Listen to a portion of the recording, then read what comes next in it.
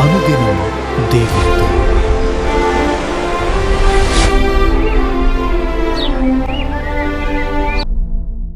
Praise the Lord. అనుదినం దేవునితో అనే కార్యక్రమం చూస్తున్న మీ అందరికీ మన ప్రభువైన యేసుక్రీస్తు నామములో వందనాలు. చిన్న వాక్యం చూసుకుందాం. 1వ దినవృత్తాంతంలో 28వ అధ్యాయము 9వ వచనం. నా కుమారుడా, నీవు ఆయనను తెలుసుకొని హృదయపూర్వకముగాను మనఃపూర్వకముగాను ఆయనను సేవించుము. నీవు ఆయనను విసర్జించిన ఎడల ఆయన నిన్ను నిత్యముగా త్రోసివేయును. ఎంత మంచి తండ్రి చూడండి. ఇక్కడ రాజైనటువంటి దావీదు తన కుమారునికి నేర్పిస్తున్నాడు. కుమారుడా, దేవుని ఆజ్ఞలను మనఃపూర్వకముగా గైకొనుము. దేవుని నిత్యముగా త్రోసివేయవద్దు, విసర్జించవద్దు అని బుద్ధి మాటలు నేర్పిస్తున్నాడు. తల్లిదండ్రులైనటువంటి వాళ్ళు తప్పకుండా తమ పిల్లలకు దేవుని గూర్చి సువార్త సత్యమును గురించి తప్పకుండా నేర్పించాలి. లేకపోయినట్లయితే వారు లోక సంబంధమైన విషయాలతోటి తమ హృదయాన్ని నింపుకుంటారు. అప్పుడు వారి హృదయము కఠినమైపోతుంది. దేవుని వాక్యము పిల్లలకు మనం నేర్పించే కొలది వారి హృదయము మృదువుగా మారిపోతుంది. దేవుడంటే ప్రేమ, దేవుని ఎడల భయభక్తులు వాళ్ళు తెలుసుకుంటారు. ఏ పని చేస్తే దేవునికి మరి బాధ కలుగుతుందో తెలుసుకుంటారు. దేవుని చిత్తము కాని పనులు చేయడం వలన కలిగే నష్టాన్ని కూడా తప్పకుండా పిల్లలు తెలుసుకుంటారు. అందుకొరకే చిన్న పిల్లలుగా ఉన్నప్పటి నుంచి వారిని దేవుని యొక్క క్రమశిక్షణలు, దేవుని యొక్క వాక్యము విలువ ఎరిగేటట్లు వారిని మనం నడిపించాలి. కాబట్టి ఒక తండ్రి తన కుమారునికి, ఒక తల్లి తన కుమార్తెకు తప్పకుండా బుద్ధి మాటలు చెప్పాల్సిన అవసరం ఎంతో ఉంది. ఓ నా కుమారుడా, నేను నా యవ్వన కాలంలో దేవుని వెదకనందువలన దేవుణ్ణి విసర్జించి నా యవ్వనమంతా పాడు చేసుకున్నాను. నా జీవితం అంతా నేను నష్టపరుచుకున్నాను. దయచేసి నీ జీవితాన్ని అట్లా నువ్వు నష్టపరుచుకోవద్దు.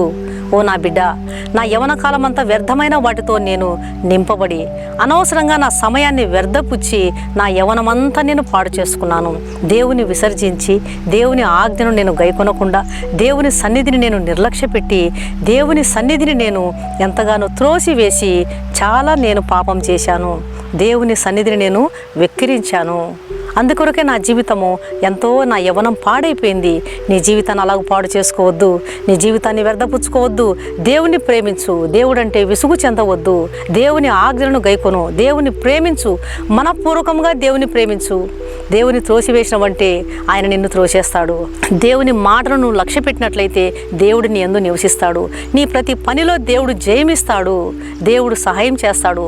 నువ్వు దేవునికి వీపు చూపించినవంటే, నీ యవ్వన కాలంలో దేవుని తృణీకరించినవంటే నీ చేతి పనులలో దేవుడు తోడుగా ఉండడు అని పిల్లలకు తప్పకుండా మనం చెప్పాల్సిన అవసరం ఉందండి.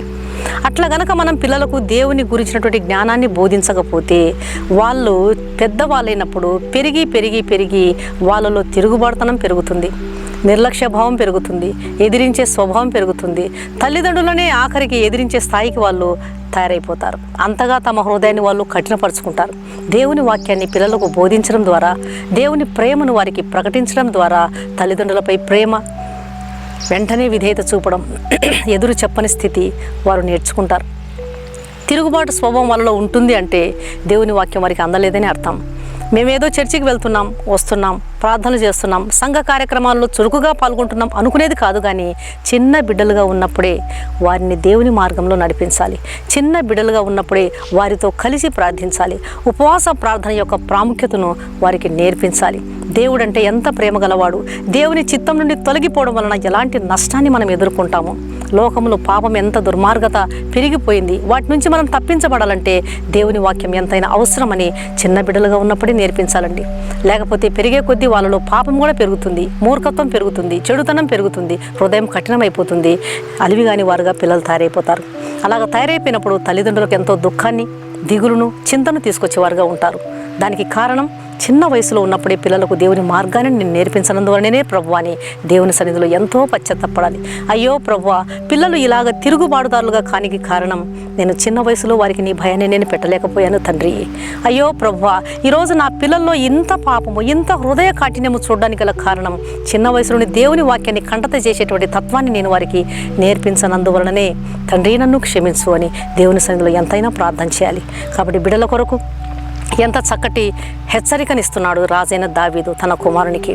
అలాగే తల్లిదండ్రులమైన మనము కూడా చిన్న బిడ్డలను కూర్చోబెట్టుకొని దేవుని యొక్క వాక్యమును, దేవుని సత్యాన్ని మనపూర్వకంగా గైకొను. ఎన్నడూ దేవుని వాక్యాన్ని త్రోసివేయవద్దు, ఆయనను విసర్జించవద్దని పిల్లలకు చెప్పుటకు ప్రభు మనకు తగిన జ్ఞానాన్ని దయచేయునుగాక. కళ్ళు మూసుకోండి, ప్రార్థన చేస్తాం. పరిశుద్ధురానికి స్తోత్రములైన రాజైన దావీదు ఎంత చక్కగా తన కుమారునికి నేర్పిస్తున్నాడు. అట్టి కృప మాకును దయచేయండి. పిల్లలు పెరిగి పెరిగి మొండితనం మీకు పెరిగిపోతుంది.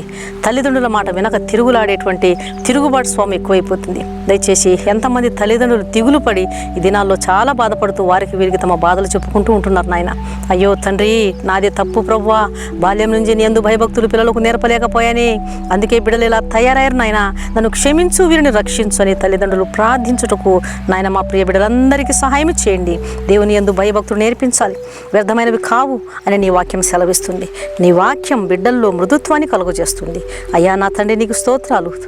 కాబట్టి నీ అందరి భయభక్తులు మా బిడ్డలకు నేర్పగలిగేటువంటి కృపను, ఆలోచనను, జ్ఞానాన్ని మాకు మీరు దయచేయండి. లోక విషయాల నుంచి మా పిల్లలను తప్పించండి, విడిపించండి తండ్రి. నీ కాపుదల కింద భద్రపరచుకోమని యేసు నామమున అడిగి వేడుకుంటున్నాను తండ్రి, ఆమేన్. ఈ వాక్యం విన్న మీలో ఇంకా ఎవరైనా సరే క్రీస్తు ప్రభువును సొంత రక్షకునిగా అంగీకరించిన వారు ఉన్నట్లయితే దయచేసి క్రీస్తు ప్రభుకు మీ హృదయాన్ని ఇవ్వండి. ఆయన నీ కొరకు కలువరి శిలువలో తన ప్రాణాన్ని అర్పించినాడు. ఆయన రక్తంలో కడుగబడితేనే పాప క్షమాపణ నీకు దొరుకుతుంది, నిరీక్షణ, నిత్య జీవము నీకు దొరుకుతుంది. కాబట్టి ఆయన ఇచ్చే ఉచితమైన రక్షణను స్వీకరించండి, తృణీకరించవద్దండి. ఆయన ఆహ్వానాన్ని మన్నించండి. ప్రభు మీ ఆత్మను రక్షించునుగాక. God bless you.